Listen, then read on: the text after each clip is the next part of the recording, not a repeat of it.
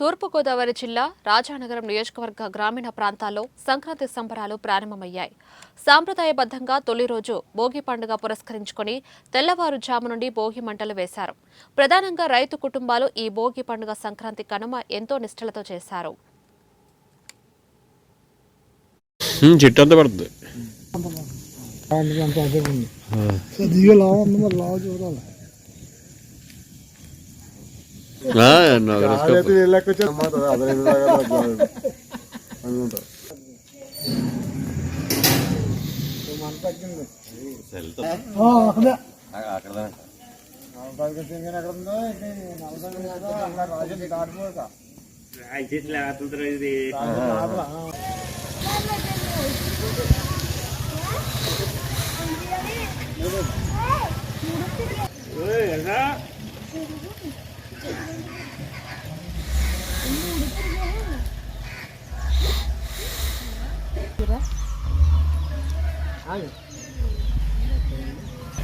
ఆకాంక్షలండి.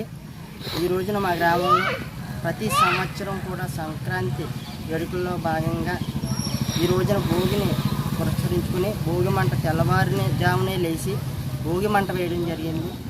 ఈ భోగి మంటలో 15 రోజుల ముందుగానే తయారు చేసుకున్నటువంటి ఆవు పేడతో తయారు చేసినటువంటి భోగి పిడకలు ప్రదక్షిణ పూర్వకంగా ఈ భోగి మంటలో వేయడం జరిగింది. పొద్దున్నే లేచి భోగి మంట ఈ ఆవు పేడతో వేసినటువంటి భోగి మంట కాగడం చాలా మంచిది. ఇది అనాదిగా మన సాంప్రదాయం, మనకు వస్తున్నటువంటి సాంప్రదాయం.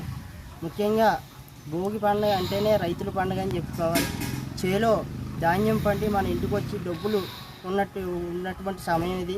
ఈ సమయంలో ఈ పండుగనే అందరూ కూడా చాలా ఆనందంగా జరుపుకుంటారు. ప్రతి పల్లెటూరు కూడా ఈ